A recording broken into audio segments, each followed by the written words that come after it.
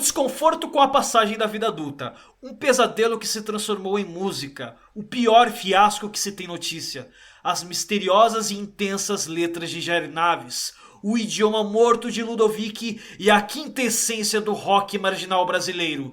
Tudo isso agora em Triceratops Show!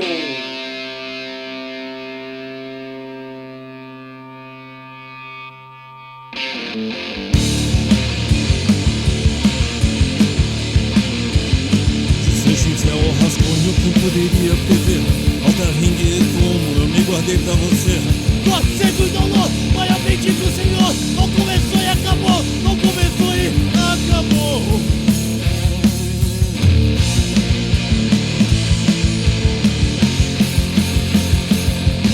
Irmãos siameses em vias de separação.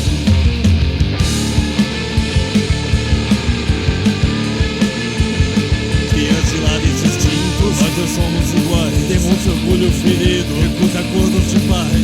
Assim como meu pai, assim como meu pai, assim como meu pai, assim como o meu pai.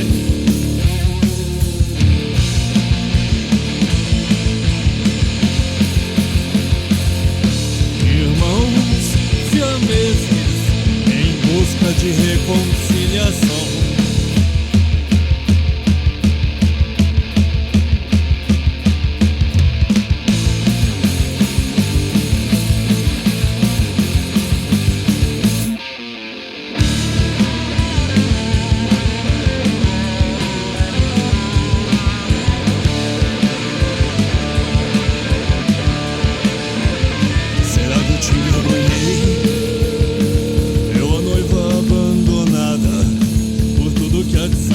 Onde foi que eu errei? Onde foi que eu errei? Onde foi? God save the Lord, Pai bendito Senhor. Não começou e acabou, não começou e acabou.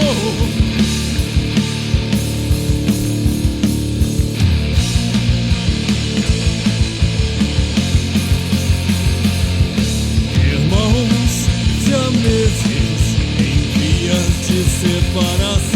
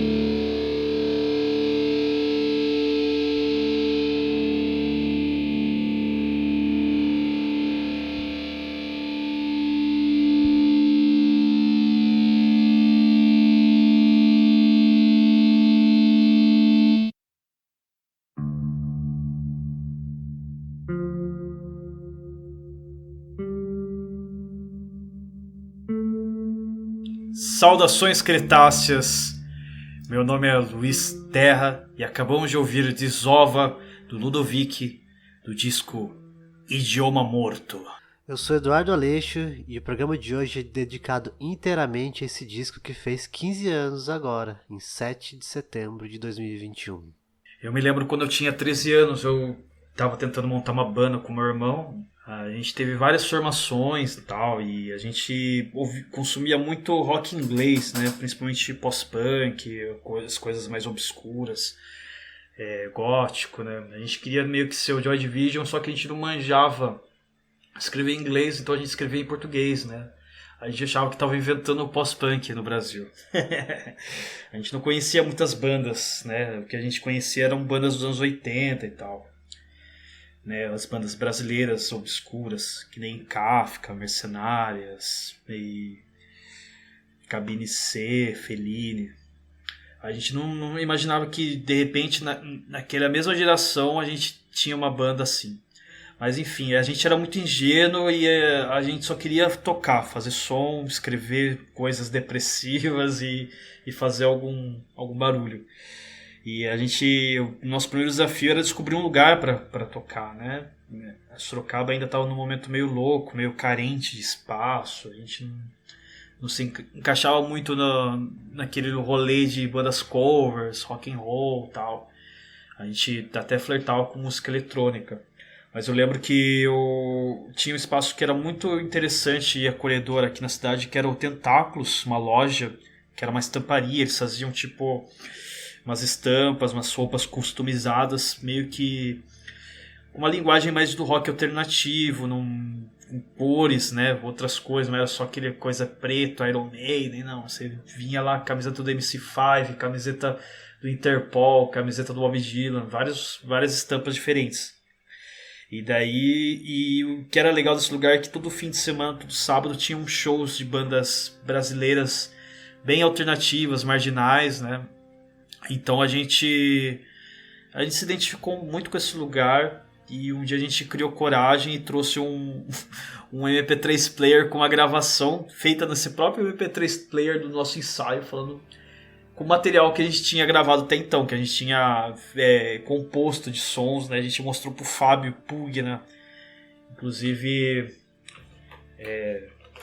esse programa também é dedicado a ele.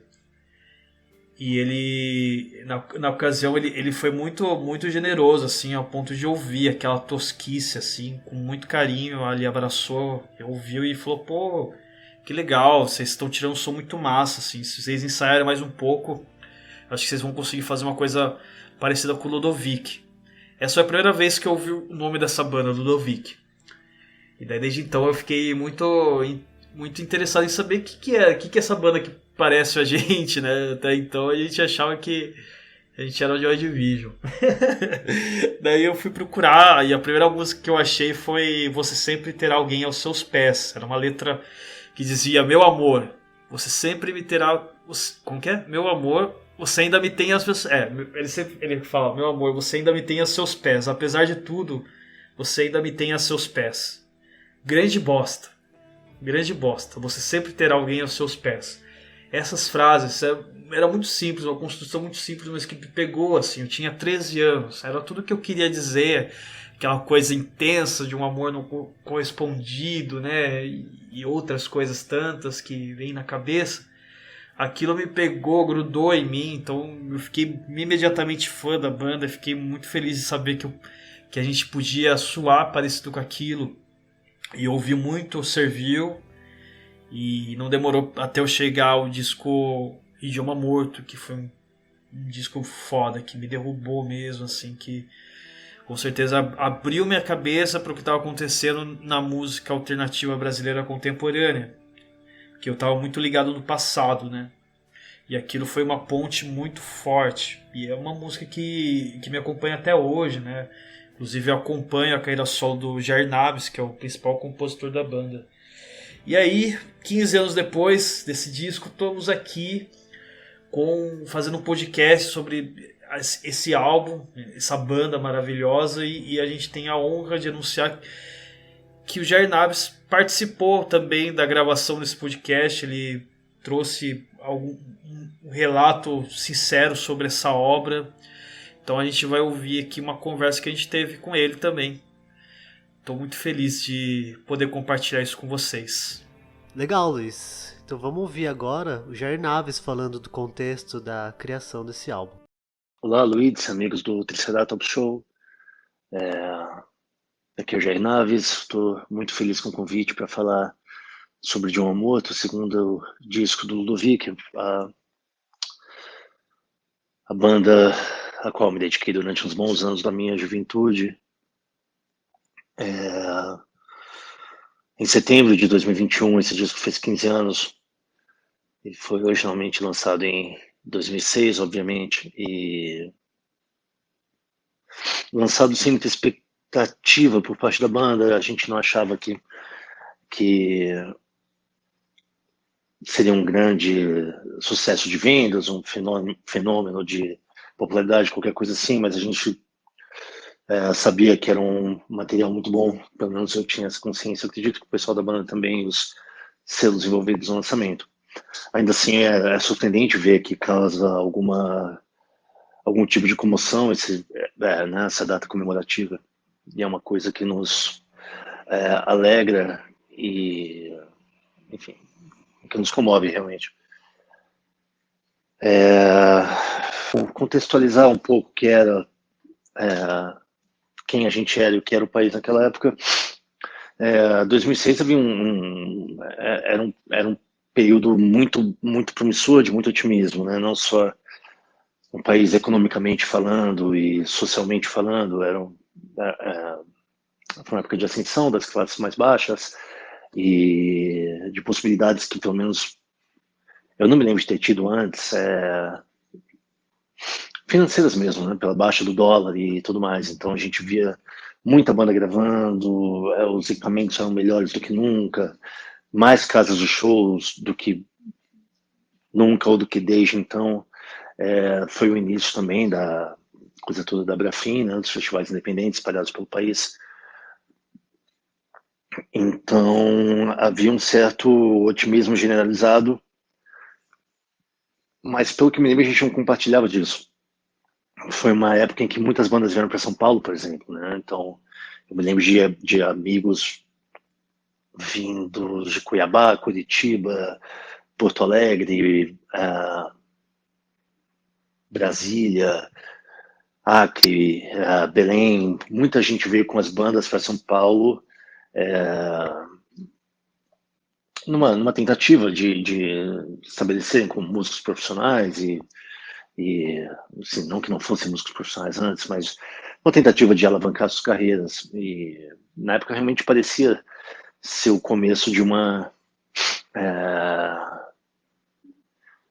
fase de profissionalização e de concretização de um circuito independente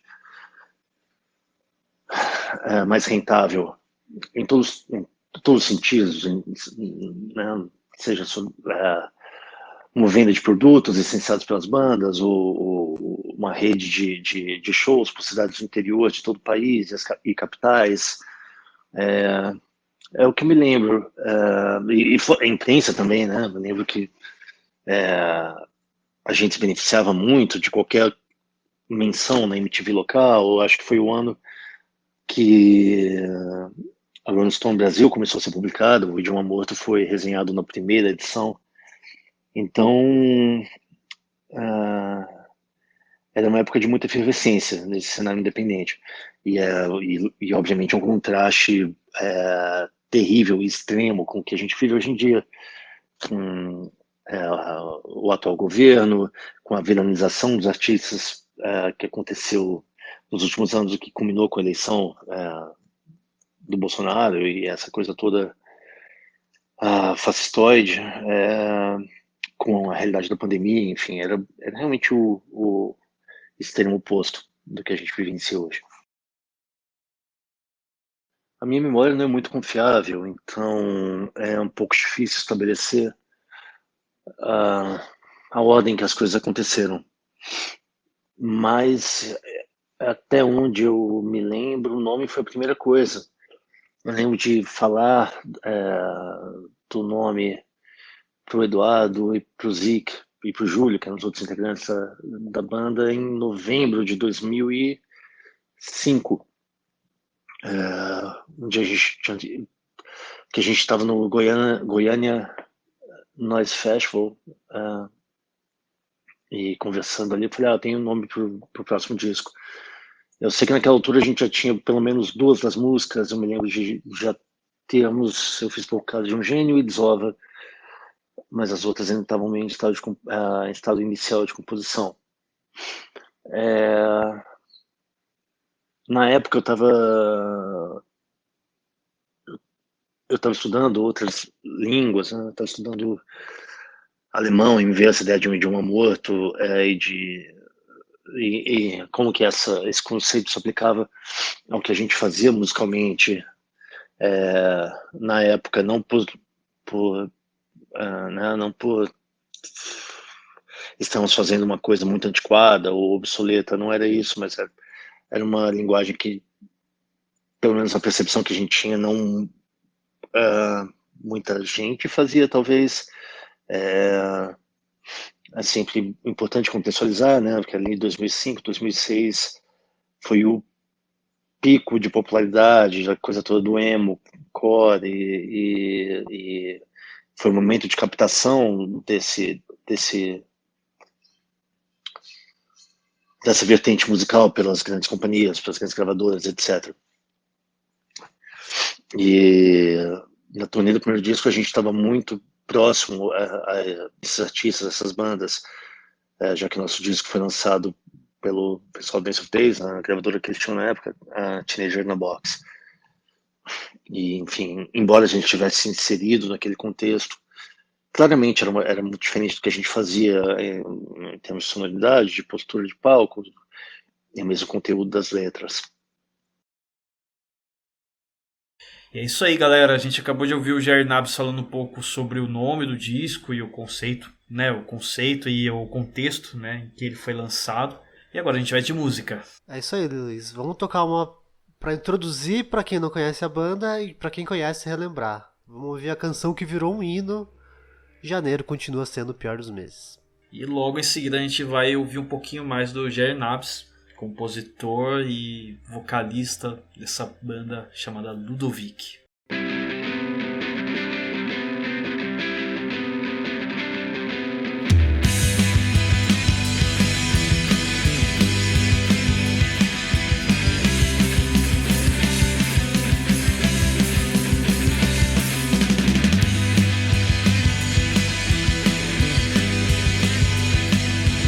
Pelo pouco que eu conheço a vida, eu não posso me queixar.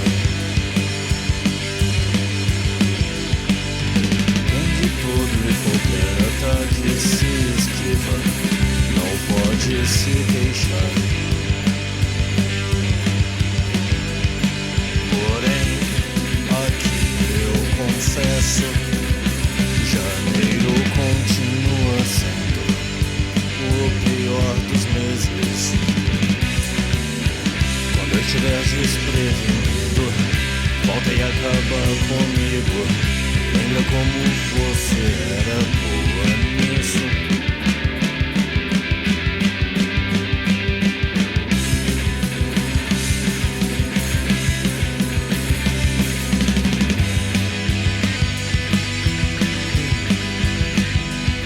Foi tudo um medo engano, ela tem novos planos, irreconhecivelmente otimista.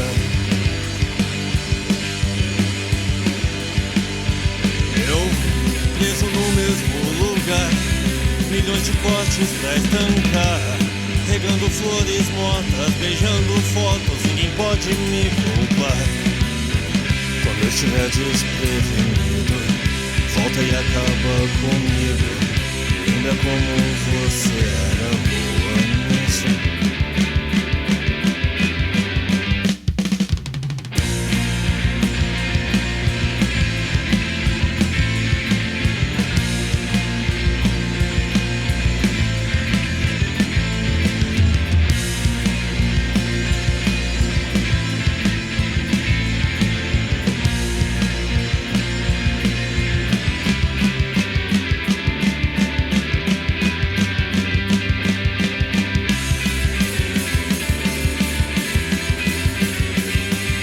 Foi tudo medo, engano, ela tem novos planos, irreconhecivelmente otimista.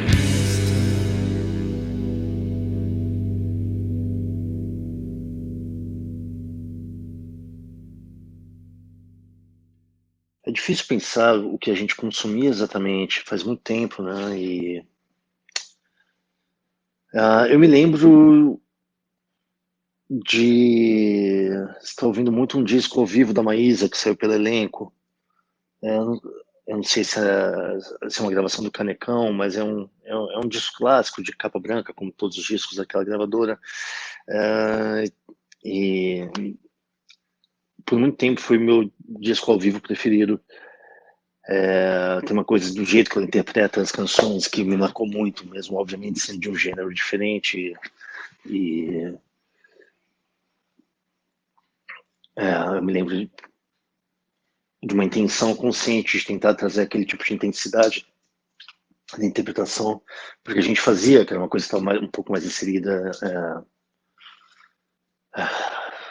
num contexto de pós-punk, ou indie rock, ou como quer que qualquer que seja o gênero que você prefira.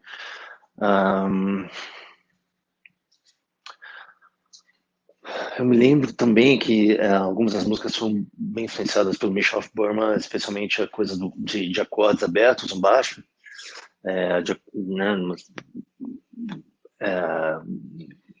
quase uma abordagem de guitarra mais punk, mais suja no baixo também.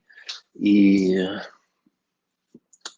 acho que são as duas que eu posso citar. Certamente tem outras coisas, referências literárias obviamente a coisa toda do Corpo Santo, do Teatro Absurdo, embora eu não consumisse tanto a produção dele, mas enfim, foi algo que me marcou. Nossa, é super difícil mesmo pensar com exatidão, mas eu acho que essas 3 referências dão um norte interessante, né? E a gente também quis fazer um disco que soasse o mais cru possível, no sentido que remete um pouco à produção do hardcore norte-americano do começo dos anos 80, especialmente algumas coisas do Black Flag, o primeiro disco do Bad Brains, que tinha uma certa urgência. Eu lembro quando o Idioma Morto saiu, um amigo músico nos perguntou se era um disco ao vivo, e eu fiquei bem contente com essa percepção. Não era, né? Realmente as coisas foram gravadas separadamente, mas eu acho que a urgência dessas gravações, o fato de ter sido gravado no metrônomo também, o andamento das músicas acaba sendo um pouco solto. Eu acho que dá essa urgência, essa crueza que combina muito com o teor das músicas. É isso aí, ouvimos o Jair Naves falando das influências musicais e de como ele gostaria que o disco fosse ou soasse, né? Agora vamos ouvir ele falando das letras, da violência, da fisicalidade delas, né? De como o caráter dessas letras eram bastante corporais, né? Com imagens bem fortes, como o meu filho enforcado num cordão umbilical, uma perna amputada que ainda coça apesar de ausente, ou irmãos siameses em vias de separação. E a própria faixa Poço de Hombridade, né, que conta a história de um pesadelo, são imagens bem físicas. E a gente perguntou como que ele chegou a essas imagens tão fortes, uma demonstração de violência que a gente nunca viu antes na música brasileira. E logo em seguida vamos de som. Fico contente que você tenha notado esse lado das letras, porque uma outra intenção que eu tinha com as composições era de fazer uma coisa que fosse bem expressiva mesmo, né? E acho que todas essas metáforas para ocorrências físicas e até com uma certa violência, como você disse, era para despertar esse desconforto, esse choque, né? É curioso quando eu falo sobre o disco, porque eu sempre me deparo com interpretações ou com análises que eu mesmo seria incapaz de fazer, então eu nunca tinha me atentado para esse detalhe. Eu não sei, voltando à coisa toda do emo-core, que estava super em voga na época, eu enquanto ouvinte, e claro, sem fazer grande juízo de valor ou crítica ao trabalho alheio nem nada, mas eu gostava do conceito, do tipo de música que fosse muito emocional, mas não achava que era exatamente o que uma boa parte dos artistas da época entregavam, né? Então me parecia uma coisa um pouco infantilizada. E então talvez houvesse esse desejo consciente ou inconsciente de fazer algo que fosse um pouco mais real e que fosse talvez um pouco mais adulto, né? Muito disco também sobre o início da vida adulta.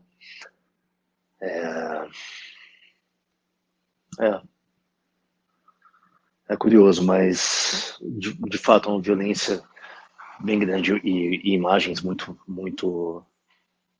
contundentes nas letras. E tentando entender quem eu era na época e o que eu pensava na época, eu acho que passa um pouco por essa intenção de levar para um outro lugar a ideia toda de né, se entregar emocionalmente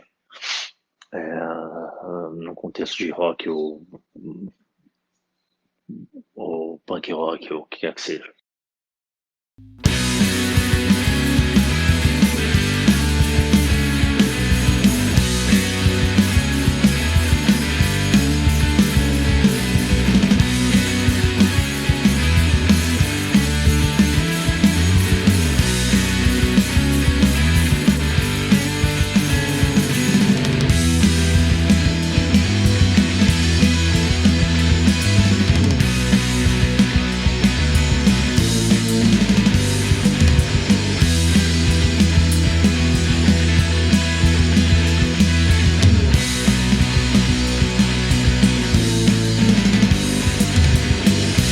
Meses em claro,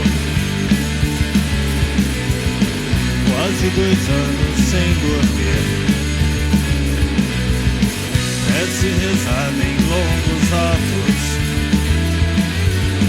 Senhor, arraste-os pra onde eles não possam mais mentir. O mundo exige um linchamento. Minha memória é torcida em grande nó, Mas eu de nada me arrependo. minha memória é torcida em grande nó.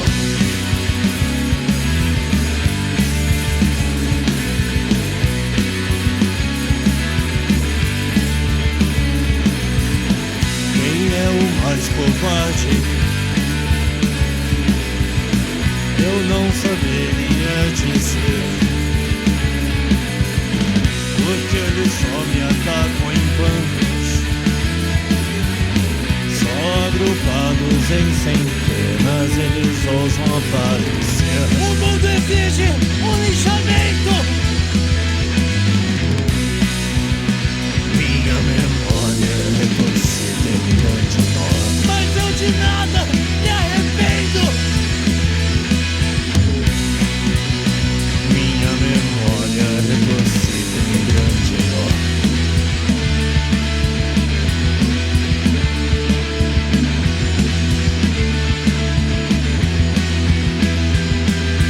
Cabe a ti, esse é o seu papel. Permaneça em pé, ouça somente a si mesmo o ao que lhe convém ouvir. Com tanto gosto, ela ressurge, recitando velhos sermões, berrados a plenos pulmões. Enfim o caçula cresceu, agora um filho seu, que o mundo não aprova e que sua seita ignora. Como uma perna amputada que ainda passa apesar de ausente.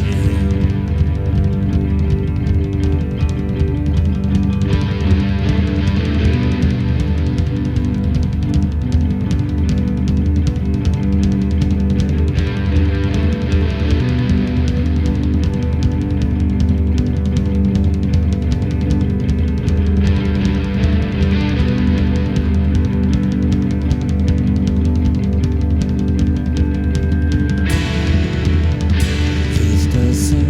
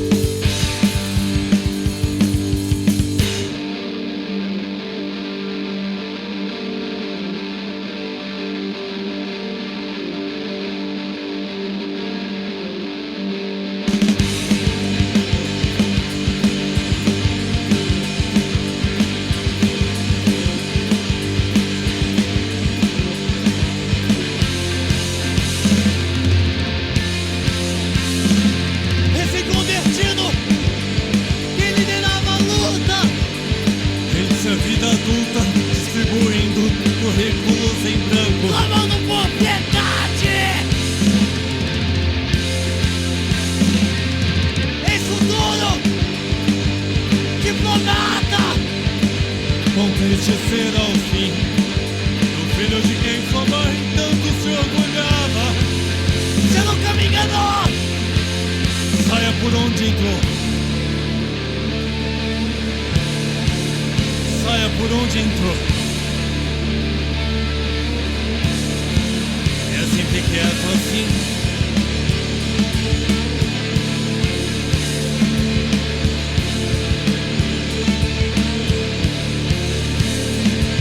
Receba os cumprimentos, seja lá quem for. Faça um mau pressentimento, seja lá o que for. Saia por onde entrou. Saia por onde entrou. Você nunca me enganou. Saia por onde entrou, forte como meu perdedor.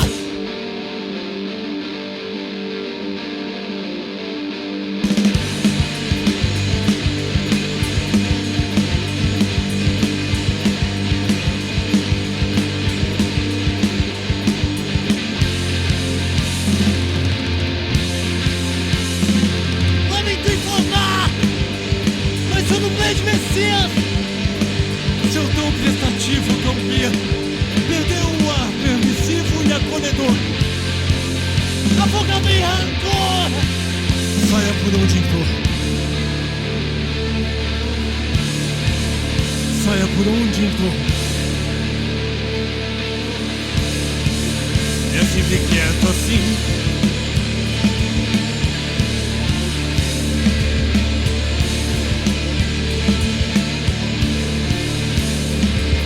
Receba os cumprimentos, seja lá quem for. Se faz um mau pressentimento, seja lá o que for. Saia por onde entrou. Saia por onde entrou. Você nunca me enganou. Saia por onde entrou. Você como um perdedor. E é isso aí, galera. A gente acabou de ouvir Atrofiando o recém-convertido ex-futuro diplomata, que é a faixa que abre o disco.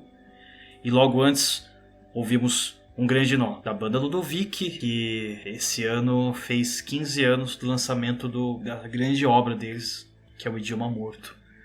A gente também perguntou pro Jair Naves como ele se relacionou com as outras bandas da época e o que ele também citou, né, na pergunta anterior sobre a ascensão do emo, como que ele se encontrava nesse meio aí. Especialmente na época do Servil, da primeira demo, na verdade, do Servil, essa sensação de solidão e de deslocamento, de inadequação, era um pouco mais palpável. Era uma época que começou a ter uma popularidade muito grande, né? Então, eu sei prestar nomes, foi a época da ascensão do Cansei de Ser Sexy, por exemplo, e o Bonde do Rolê, e ao mesmo tempo a coisa toda emo acontecendo no Brasil, e também o início de uma onda de bandas instrumentais, como Hurt Mode, e logo antes de gravar o Idioma Morto nós conhecemos o pessoal do Macaco Bong, de quem a gente ficou muito próximo, de uma série de bandas de São Paulo que a gente admirava, como Lacarme, Vincebos, o Rai também, a gente tocou com eles. O disco começou a ser gravado no fim de janeiro de 2006 e eu acho que a gente tocou com ele a convite do próprio Mário nesse mesmo mês. Eu não sei se a partir daí não sei se é exatamente uma coisa de solidão ou de não existe ninguém como a gente, não é isso. Mas eu acho que quando a gente começou a circular mais nos festivais independentes, criar uma irmandade com bandas de outros estados, com quem a gente tinha uma relação eu não sei, quase de parceria e de troca, e mesmo de ajuda em coisas práticas. A gente tocar em Curitiba, ficávamos na casa do Charles Chulo, o Vanguard, a primeira vez que eles vieram para São Paulo, ficaram no apartamento que morava por meses, e a mesma coisa estava com o Macaco Bong, com outras bandas. Eu acho que a partir daí teve eu não sei, foi uma época muito boa de se viver, aquela coisa, né, de um ímpeto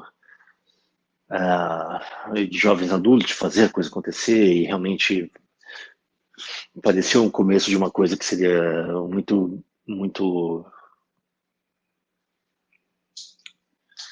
não quero dizer grande, mas uma coisa que seria definitiva, né, na criação de uma rede, que a gente viu que acabou não sendo o caso. Mas com essa competitividade, eu acho que, eu não sei, talvez seja uma coisa ruim minha que eu peguei até os de hoje, mas eu não tenho esse ímpeto competitivo com relação a outros artistas. Eu acho que as coisas são tão, eu não sei, as medidas de sucesso são tão subjetivas, né? Foi algo porque eu me atentei muito novo, as bandas de que eu realmente gostava e que realmente me influenciaram em 80%, 90% dos casos, eram bandas que não foram grandes sucessos comerciais na sua época. A gente pode pensar, sei lá, do Velvet Underground, ou não sei quem, a própria Black Flag, o Mission of Burma, que eu citei, e também no Brasil, o Visa da Moy e o Mundo Livre S.A., que era uma banda que me inspirou muito a ter minhas próprias coisas quando eu era bem novo. Eu não sei, pra mim essa geração emo parecia realmente que eles estavam inseridos em outra realidade, né? A partir de um certo momento, assim, quando eles começaram a assinar com gravadoras, assim, nunca é algo que eu vislumbrei para o Ludovic ou pro que eu fazia, não porque eu me sentisse melhor do que isso, mas eu sabia que era uma coisa com outras características e que tinha um apelo para um grupo diferente de pessoas e tudo mais. Confesso que eu tenho uma dificuldade muito grande em ouvir meus próprios discos, sejam eles de qual era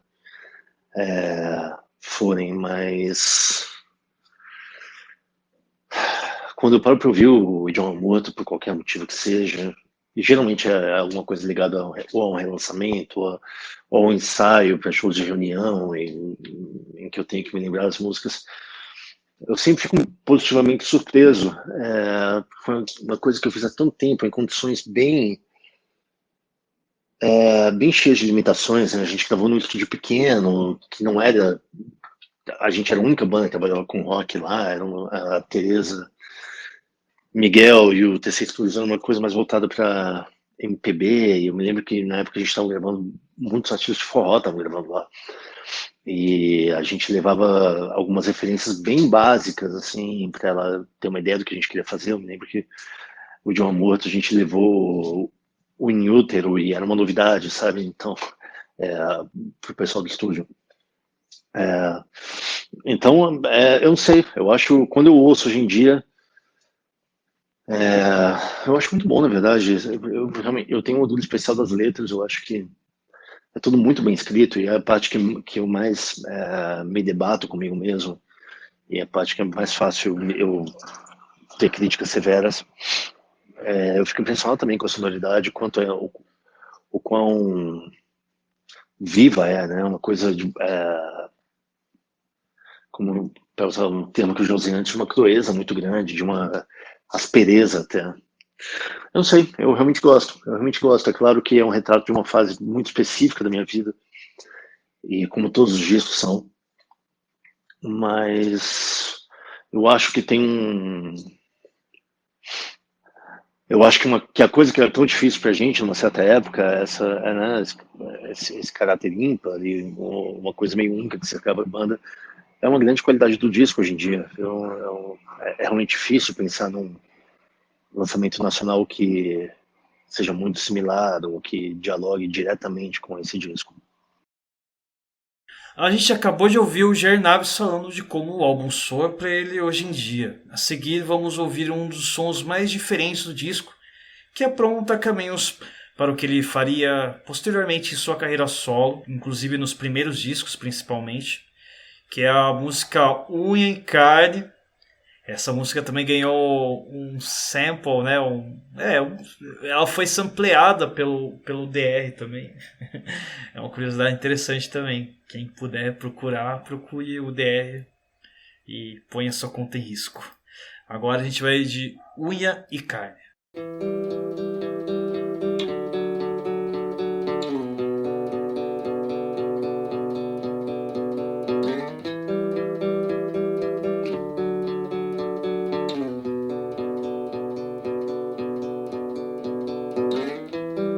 Ferve o sangue até então frio, meu peito indócil e dolorido. Dizem que eu enlouqueci, que eu te dei tudo o que você quis, tão entregue e tão feliz, e que você me mataria com um simples sopro seu.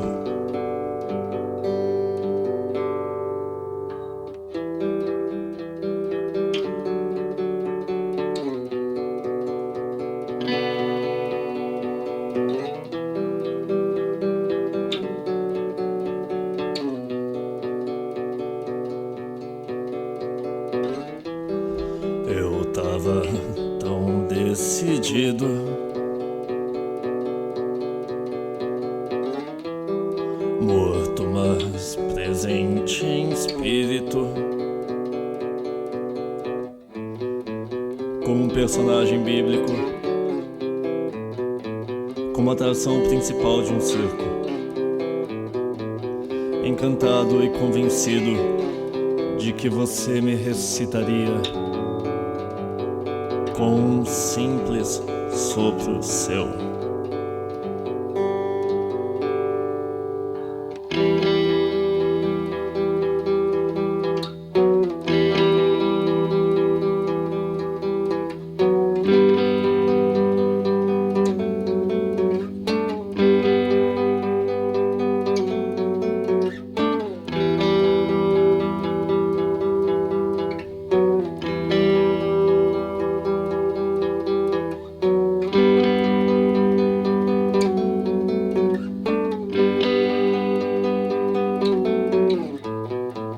Não há mais quem nos separe, somos os dois uma só parte, juntos como unha e carne, no meu coração frágil, que não sobreviveria nem sequer a um sopro seu.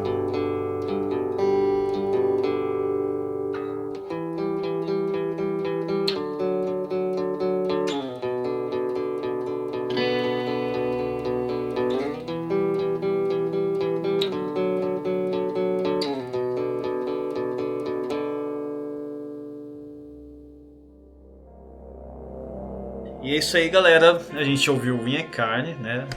E é lógico que, como gente que acompanha a banda, né, quase contemporânea à banda, eu não podia deixar de perguntar se a banda tem algum material perdido, alguma coisa que foi gravada e não foi soltada. Então confere aí que o Jerry Naves pode nos falar sobre novidades e materiais inéditos do Ludovic.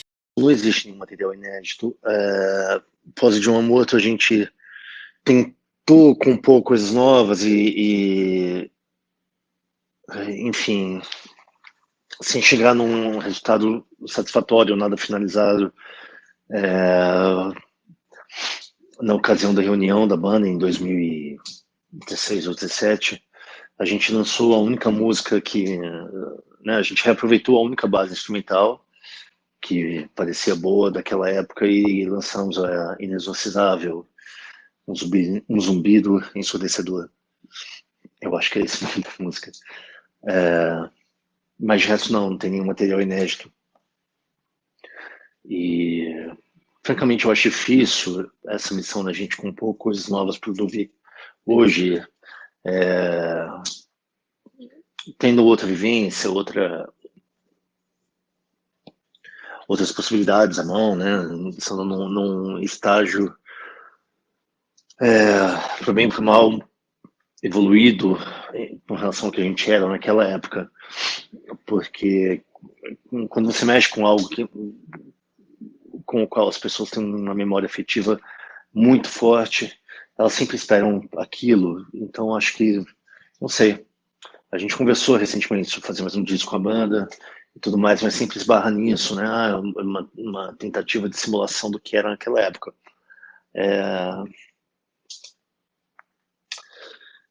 Eu acho que é um desafio, porque teria que juntar um pouco do sentimento e da aura daquelas canções com o que nós somos hoje. Tem exemplos de bandas que fizeram discos de reunião muito bons, né? Um exemplo recente é o Daughters, mas que é muito diferente do que eles faziam na primeira encarnação da banda, mas que, enfim, ainda dialogava com aquilo e era uma versão ainda mais potente. Talvez um dia a gente se lance nesse desafio, mas me parece muito complicado. Eu, falando por mim, enquanto artista solo, tenho uma liberdade de fazer o que eu bem entender. E se eu encontrar essa liberdade no formato dessa banda e com essa banda, talvez seja interessante compor, mas caso contrário, não sei. Enfim, vamos ver o que o futuro nos reserva com relação a isso. E outra curiosidade que eu sempre tive sobre esse disco é uma faixa chamada Corpo Santo de Saias, porque eu estudei teatro posteriormente e daí que eu ouvi esse nome num outro contexto e descobri que Corpo Santo na verdade era um dramaturgo brasileiro que antecedeu a estética do teatro absurdo, assim, ele escrevia coisas que seria identificada posteriormente no teatro absurdo, no surrealismo, só que ele veio bem antes disso e em sua época ele não foi muito bem compreendido, né? Ele foi tido como uma pessoa excêntrica e eu queria muito entender qual que era a relação do Jair Naves com esse cara e como que ele chegou até essa música. Então vamos ver um pouco o relato do Jair sobre uma das minhas músicas favoritas dele. E logo em seguida, vamos ouvir essa música. Eu tento evitar ao máximo explicar de forma muito aprofundada o que eu tinha em mente quando escrevi uma determinada letra. Eu acho que é muito precioso esse espaço para as pessoas fazerem suas próprias interpretações e projeções, né, das suas vivências no que está escrito. Mas nesse caso é mais complicado ainda, porque é muito abstrato, né? Eu lembro de ter lido, e pior que nem um livro que eu tinha, eu li numa biblioteca, uma coletânea sobre teatro brasileiro, uma coletânea não, um estudo sobre teatro brasileiro. Eu tinha uma breve biografia do Corpo Santo e trechos das obras dele. Eu fiquei muito instigado, especialmente pela história de vida. E eu achei que a coisa da grafia toda que ele usava, né, substituindo algumas consoantes, era genial. E o Corpo Santo com que era muito instigante, misterioso. E, enfim, a biografia dele fala muito sobre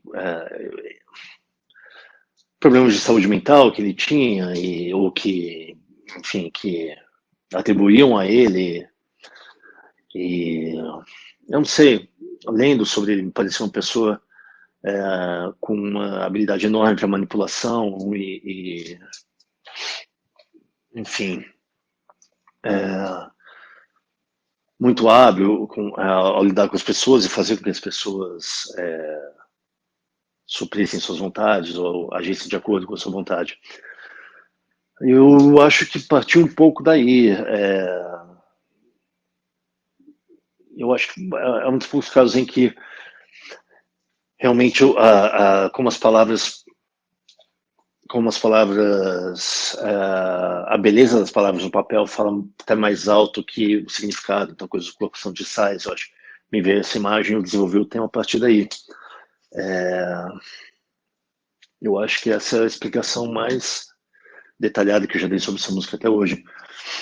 E é uma música que eu sei que causa dúvidas às pessoas, esse tipo de dúvida, esse tipo de questionamento. Eu lembro de uma sessão no Show Livre que a gente fez assim que o disco saiu, e nos comentários tinha alguém indignado: puta, mas isso não quer dizer nada, o que isso significa? E tem um significado muito pessoal para mim, evidentemente. Eu acho que isso é notável até na forma que a música é interpretada. Até voltando à questão anterior, como o disco começou hoje em dia. Mas é isso, é difícil responder em termos muito exatos. Quem é, quem não é, eu não sei. É incrível, né? As músicas podem falar de muitas pessoas ao mesmo tempo, ou de uma vaga noção de uma pessoa, de uma leitura que você fazia de alguém naquela época e que depois você veio a mudar, enfim. E esse é o charme, né? Eu sempre lembro do verso da Johnny Mitchell, que ela fala que as músicas são como tatuagens, é um retrato definitivo, é um retrato ali que pode parecer temporário, uma bobagem, mas que fica para sempre marcado em você, em como as pessoas te veem, e é uma grande verdade.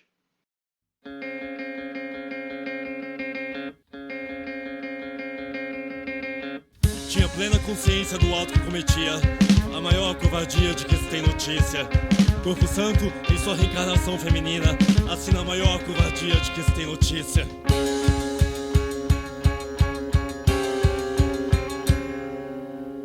Se bem que a responsabilidade também é minha, pelo maior fiasco de que se tem notícia. Por tanto tempo eu tentei ser o escudo humano que a protegia, o maior fiasco de que se tem notícia.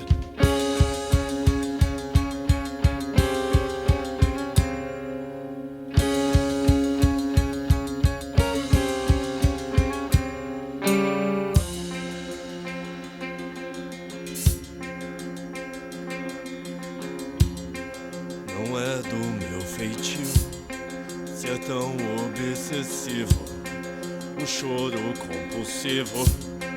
Não é do meu feitio o hino, inimigo, isso.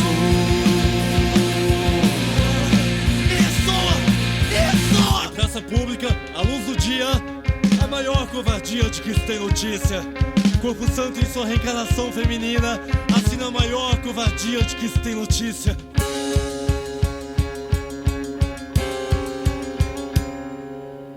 Ninguém sabe ao certo se eu fui algoz ou vítima, o maior fiasco de que se tem notícia. Corpo Santo, fêmea longínqua em minha, fêmea longínqua em minha.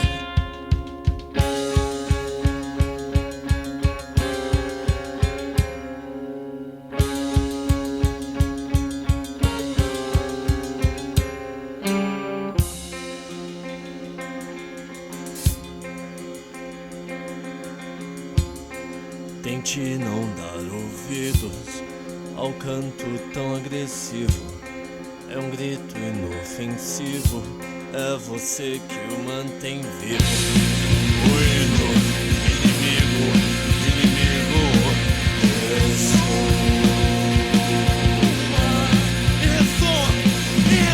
Sob efeito de um banquete de comprimidos, esse quadro finalmente testemunha uma noite de sono tranquilo. Embora eu saiba que em todo lugar, porque se hoje foi assim, então sempre será. O hino, inimigo,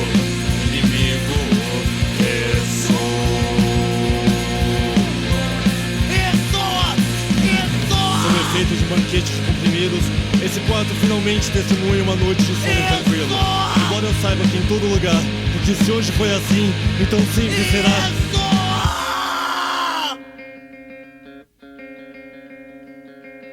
longínqua e minha.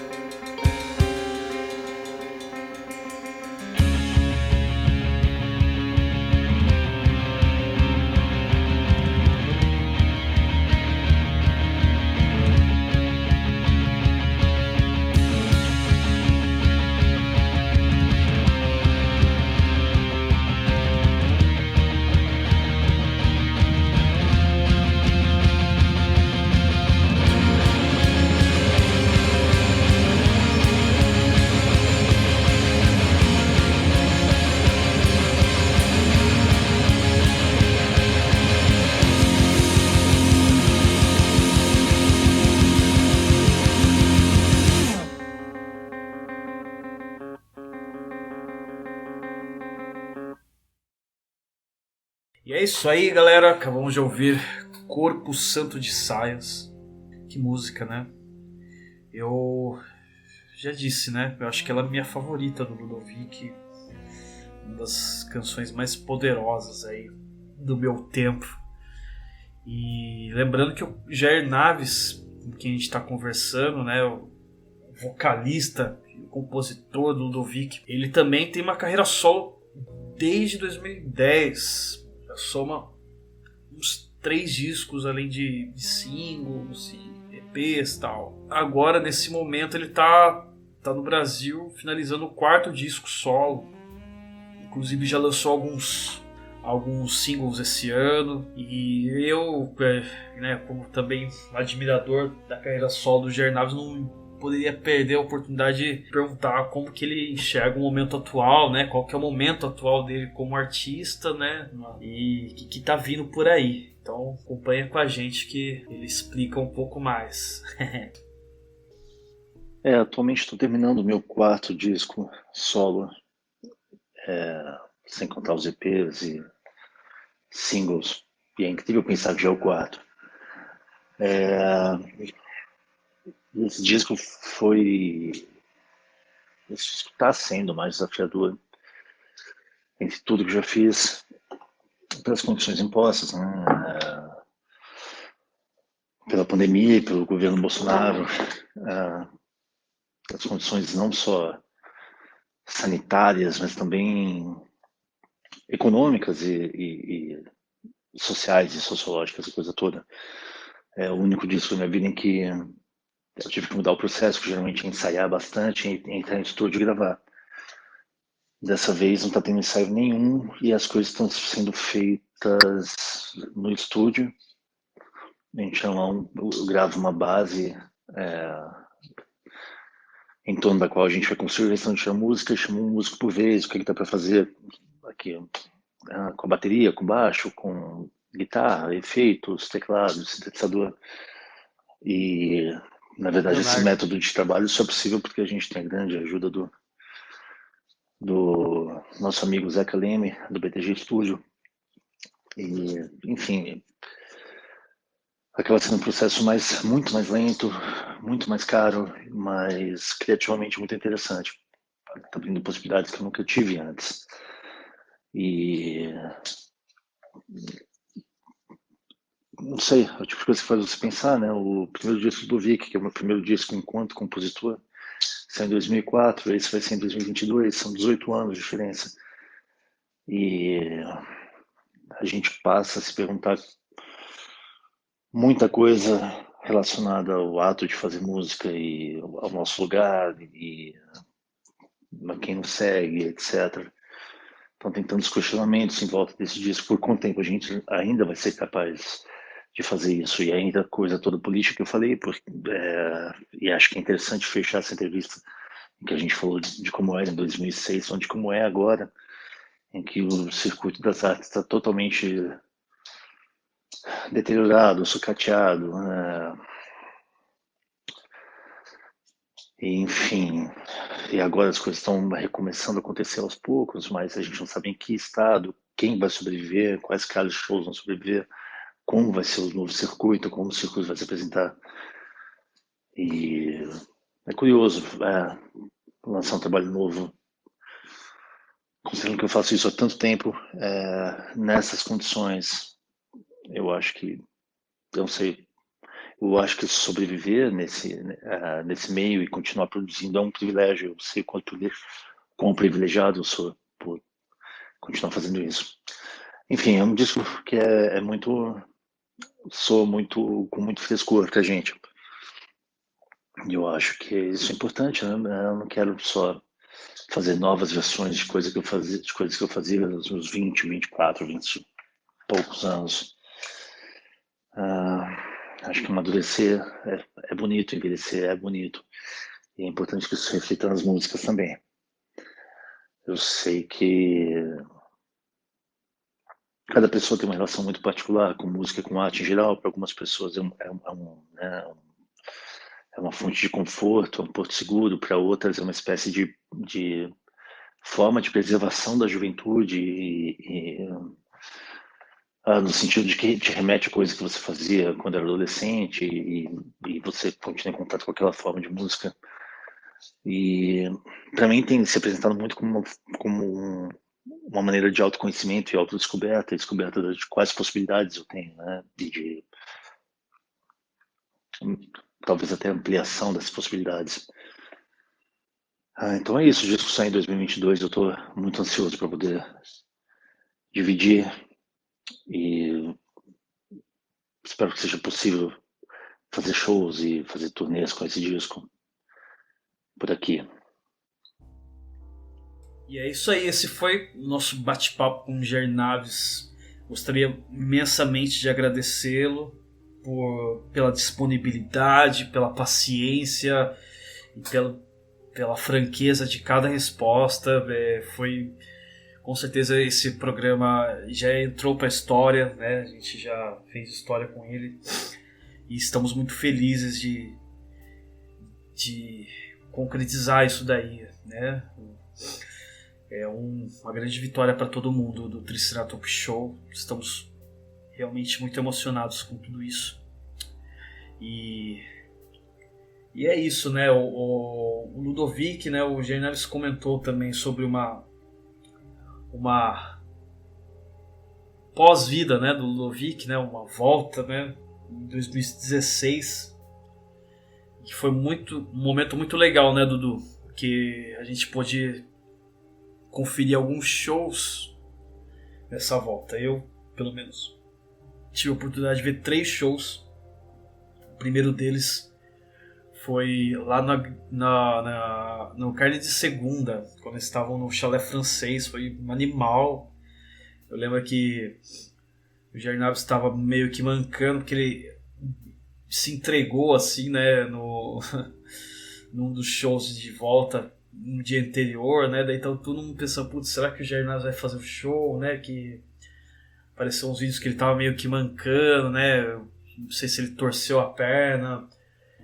E pra quem não conhece, pra quem nunca viu, aliás, é muito legal, porque os shows do Ludovic também é uma parte muito importante da banda, assim, é um espetáculo à parte.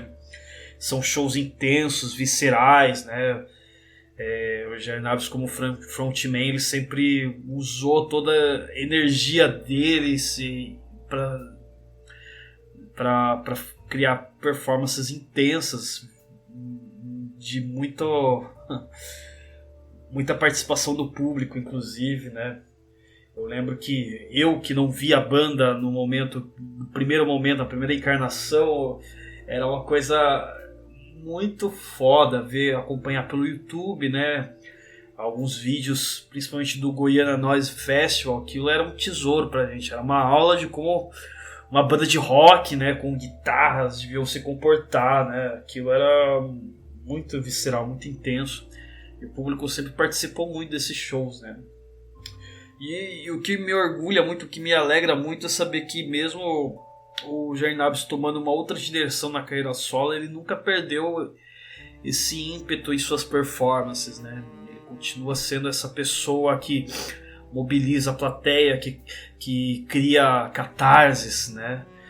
E isso é muito legal, muito foda. Fora os discursos, né? Eu lembro que um desses shows de volta foi no Circadélica, e ele fez um discurso muito foda, assim, sobre o que estava acontecendo no governo Dória, a questão de a galera jogar água para acordar os mendigos, e foi muito marcante, né? Sempre que ele vem para falar alguma coisa, assim, é realmente um soco na cara, né? E a gente esteve também no Sesc em 2017, né, Dudu?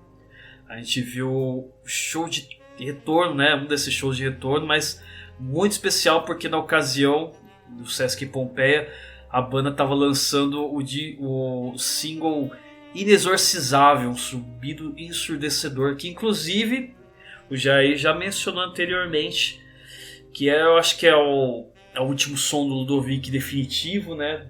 Pelo menos até então, e que é uma letra muito bonita também, muito foda. Foi também um show bem forte. Inclusive nesse show ele contou também a origem do nome da banda, porque a banda chama-se Ludovic, que era um mistério até então para muita gente. E ele contou que o Ludovic é o nome de um personagem de um filme chamado Minha Vida em Rosa. É um filme francês que na história de um garotinho que ele se descobre trans, né? Se descobre uma mulher, né? Que ele, na verdade ele não é um menino, ele começa a usar roupa de menina, né? Ele começa a se comportar como uma garota. E o nome desse personagem era Ludovic. Ele até comentou que, embora nenhum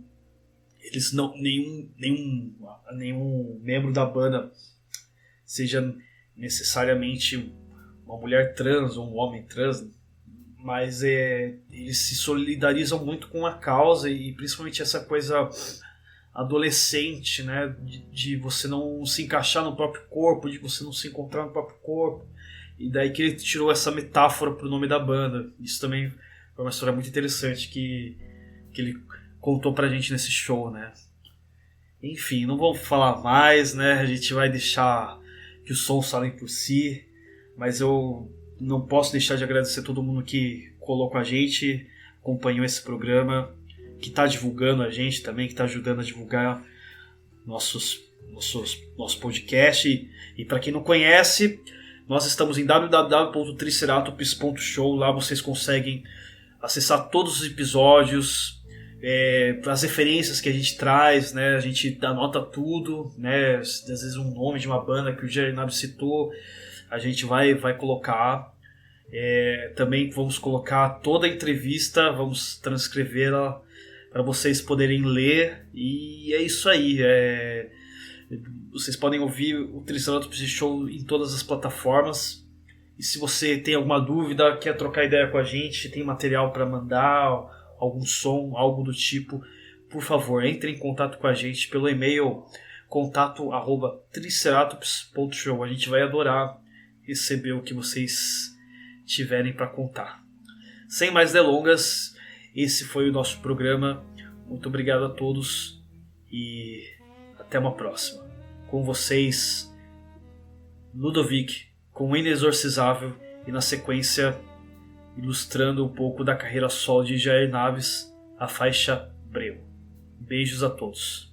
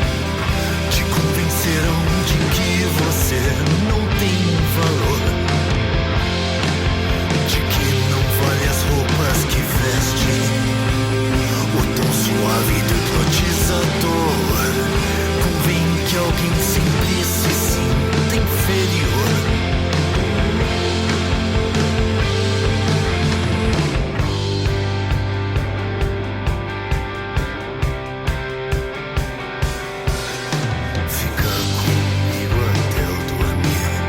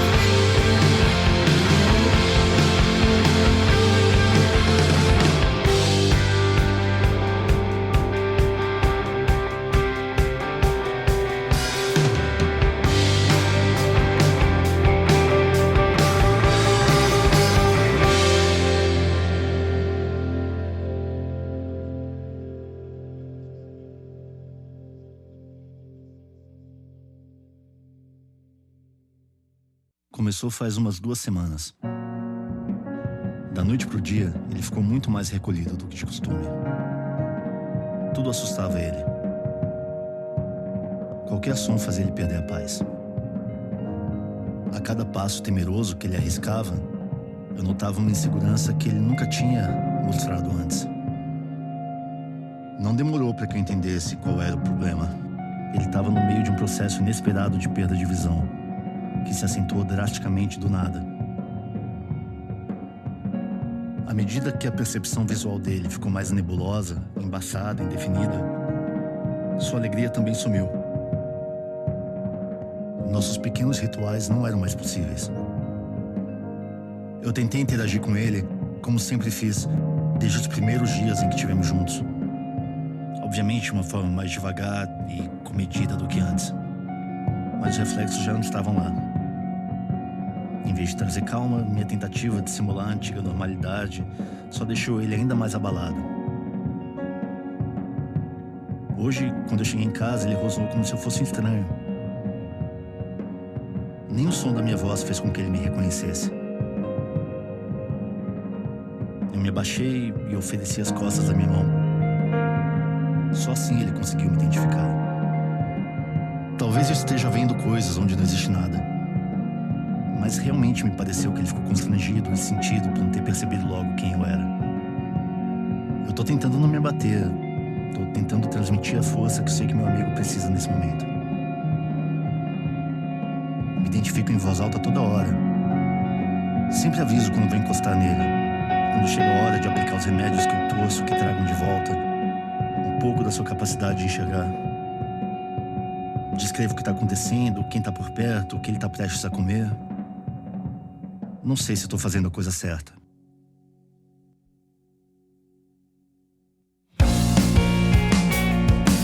Torço para que os meus monólogos façam algum sentido aos seus ouvidos. Eu faço isso para que minha presença dê um conforto de alguma maneira. Para que ele tenha segurança de que eu vou seguir do lado dele como guia, como protetor, como família, como quer que seja que ele precise de mim. Algum bem, alguma diferença para alguém eu tenho que fazer nesse mundo.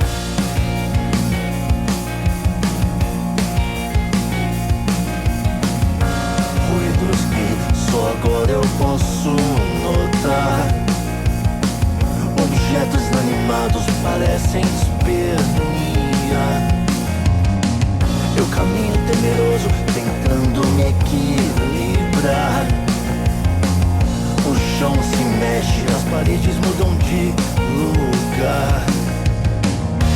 A escuridão é tanta que eu nem sei se os meus olhos estão abertos ou fechados.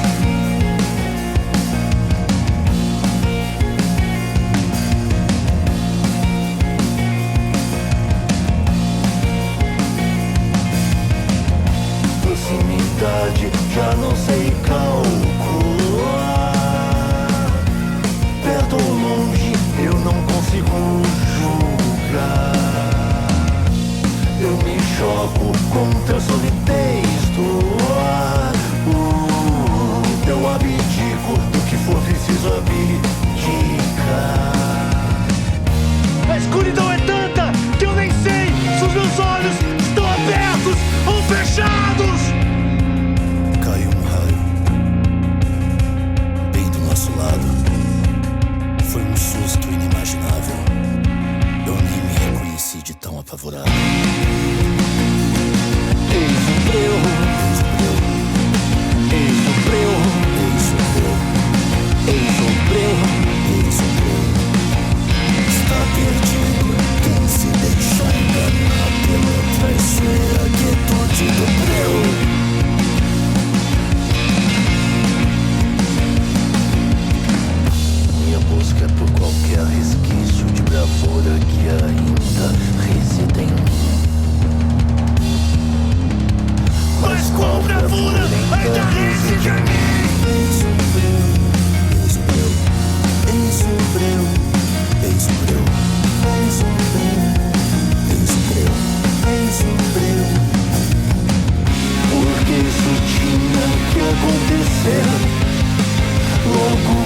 você. Porque justamente com a gente. Porque isso tinha que acontecer logo com você. Porque justamente com a gente. Porque justamente com a gente. Porque justamente com a gente. Porque isso tinha que acontecer logo com você. Porque isso tinha que acontecer logo com você.